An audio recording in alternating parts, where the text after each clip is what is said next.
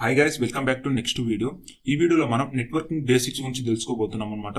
అంటే వ్యాన్ అంటే ఏంటిది, ల్యాన్ అంటే ఏంటిది, అండ్ అలాగే క్యాన్ అంటే ఏంటిది, అండ్ నెక్స్ట్ వచ్చేసి మ్యాన్ అంటే ఏంటిది, అండ్ అలాగే modem, hub.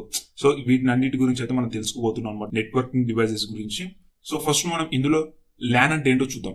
Local area network అనమాట. ల్యాన్ అంటే లోకల్ ఏరియా నెట్వర్క్. అంటే ఇప్పుడు సపోజ్ గా ఒక ఆర్గనైజేషన్ ఉంది, ఒక కంపెనీ. ఆ కంపెనీలో ఒక 10 కంప్యూటర్స్ అనేవి ఉన్నాయి అనమాట. ఆ 10 కంప్యూటర్స్ అనేవి కనెక్ట్ అయి ఉంటే దాన్ని మనం ఏమంటామంటే లోకల్ ఏరియా నెట్వర్క్ అంటాం అనమాట. సో అవి కేబుల్స్ ద్వారా కనెక్ట్ అయి ఉన్నా పర్లేదు, అండ్ అలాగే వితౌట్ కేబుల్ తో కనెక్ట్ అయి ఉన్నా పర్లేదు, అండ్ అలాగే వచ్చి ఏదైనా హబ్ కానీ ఏదైనా మోడమ్ కి కానీ అన్నిటిని కనెక్ట్ చేస్తే వాటిని మనం ఏమంటామంటే లోకల్ ఏరియా నెట్వర్క్ అంటాం అనమాట. అండ్ నెక్స్ట్ వచ్చేసి వ్యాన్ అనమాట, వైడ్ ఏరియా నెట్వర్క్ అనమాట. ప్రీవియస్ వీడియోలో మనం డిస్కస్ చేసాం. ఒక 10 కంప్యూటర్లు అనేవి కనెక్ట్ అయి ఉంటే దాన్ని మనం ఇంట్రానెట్ అంటాం అనమాట. ఆ ఇంటర్నెట్ అనేది వెళ్ళి ఇంటర్నెట్ లో కనెక్ట్ అవుతుంది అనమాట. సో ఆ ఇంటర్నెట్ ఇక్కడ మనం ఏమంటామంటే వైడ్ ఏరియా నెట్వర్క్ అంటాం అనమాట. సింపుల్ గా చెప్పాలంటే అందులో ఆ వైడ్ ఏరియా నెట్వర్క్ లో అన్ని కంట్రీస్ ఉంటాయి అనమాట. అంటే ఇండియా ఉంటది, రష్యా ఉంటది, ఇటలీ ఉంటది. సో అన్ని కంట్రీస్ అనేవి అక్కడ కనెక్ట్ అయి ఉంటాయి అనమాట. దాన్ని మనం వైడ్ ఏరియా నెట్వర్క్ అంటాం అనమాట. ఒక కంప్యూటర్ నుంచి ఇంకో కంప్యూటర్ కి, ఇంకో కంప్యూటర్ నుంచి ఇంకో సర్వర్ కి. సో ఇట్లా టోటల్ గా కనెక్ట్ అయి ఉంటుంది అనమాట. దీన్ని మనం వైడ్ ఏరియా నెట్వర్క్ అంటాం అనమాట. ఓన్లీ లోకల్ ఏరియా నెట్వర్క్ అంటే మనకు ఓన్లీ మన సిస్టమ్స్ వరకు కనెక్ట్ అయి ఉన్న దాన్ని మనం లోకల్ ఏరియా నెట్వర్క్ అంటాం. అండ్ అలాగే క్యాన్ అనమాట, క్యాంపస్ ఏరియా నెట్వర్క్. ఇదేంటంటే ఇప్పుడు సపోజ్ గా హైదరాబాద్ ఉంది. హైదరాబాద్ లో నాకు ఒక 5 క్యాంపస్లు ఉన్నాయి అనమాట. అంటే సపోజ్ ఒక 5 కంపెనీస్ ఉన్నాయి.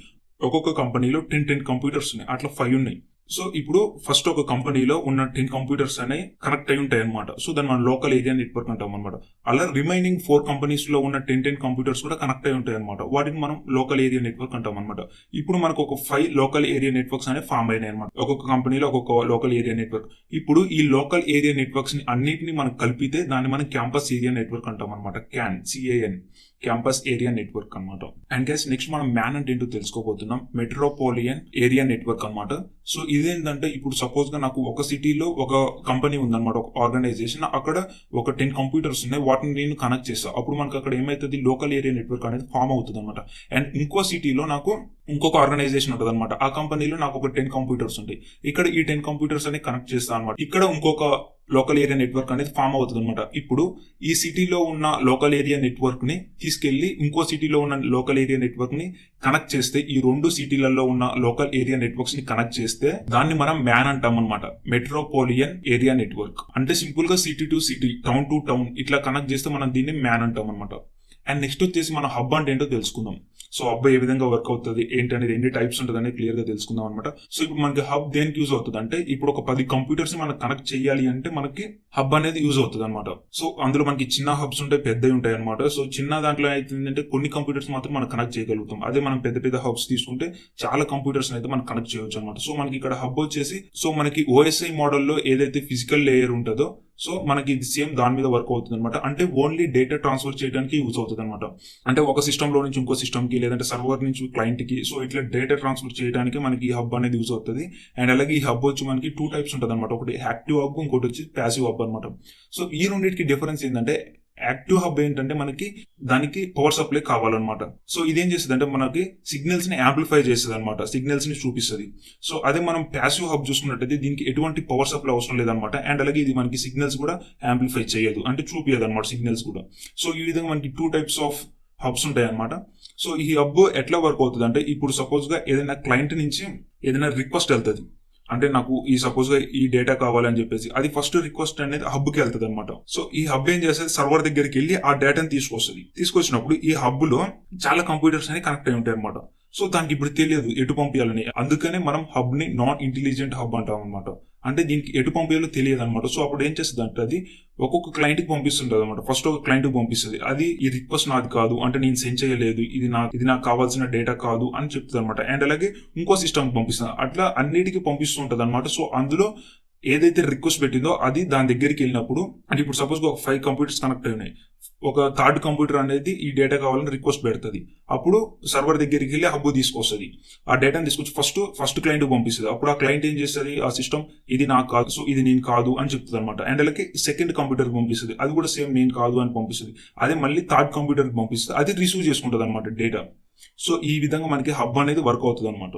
అండ్ గైస్ నెక్స్ట్ మనం స్విచ్ అంటే ఏంటో తెలుసుకుందాం. యాస్టిస్ మనం ఇప్పుడు హబ్ ని ఏ విధంగా యూజ్ చేస్తామో అంటే కంప్యూటర్స్ కనెక్ట్ చేయడం కోసం, యాస్టిస్ అదే విధంగా మన స్విచ్ ని కూడా మనం కంప్యూటర్స్ ని డివైజెస్ ని కనెక్ట్ చేయడం కోసం యూజ్ చేస్తాం అనమాట.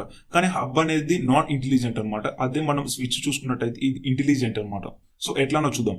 సో హబ్ కి ఏదైనా ప్యాకెట్ వస్తే అంటే ఏదైనా డేటా అనేది దొరికిన తర్వాత అది ఏ క్లయింట్కి పంపించాలని తెలియక అదేం చేస్తుంది అంటే అన్ని క్లయింట్స్కి సెండ్ చేస్తుంటుంది అనమాట.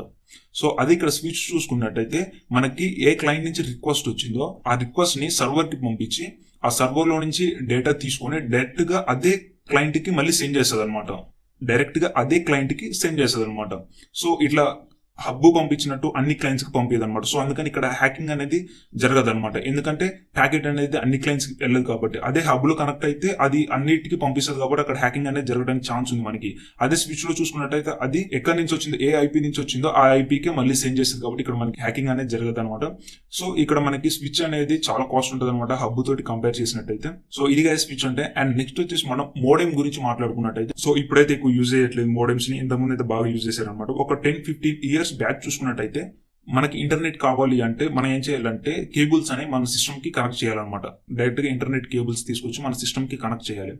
ఆ కేబుల్స్ లో నుంచి ఎనలాగ్ సిగ్నల్స్ అనేవి వచ్చాయన్నమాట. మన కంప్యూటర్ అనేది ఈ ఎనలాగ్ సిగ్నల్స్ ని డీకోడ్ చేయలేదన్నమాట. డీకోడ్ చేసి మనకి ఇంటర్నెట్ అనేది వస్తుంది. ఇప్పుడు మనకు కనెక్ట్ చేసిన కేబుల్స్ అనేవి డిజిటల్ సిగ్నల్స్ ని క్యారీ చేయలేవు అనమాట. ఓన్లీ ఎనలాగ్ సిగ్నల్స్ మాత్రమే అవి క్యారీ చేసాయి అనమాట. సో ఇక్కడ మన కంప్యూటర్ అనేది ఎనలాగ్ సిగ్నల్స్ ని డీకోడ్ చేయలేదు. ఓన్లీ డిజిటల్ సిగ్నల్స్ ని డీకోడ్ చేసి యాక్సెప్ట్ చేసేది అనమాట. సో ఇప్పుడు మనం ఈ రెండింటికి మధ్యలో మోడెం ని కనెక్ట్ చేస్తాం అనమాట. అంటే ఇంతకుముందు మనకి ఇట్లా రూటర్స్ ఇవన్నీ లేవు కాబట్టి, వైర్లెస్ నెట్వర్క్ అనేది లేదు కాబట్టి, వైఫై ఇట్లా ఏం లేవు కాబట్టి ఆ విధంగా కేబుల్స్ కనెక్ట్ చేసి ఇంటర్నెట్ యూజ్ చేసేవాళ్ళు అనమాట.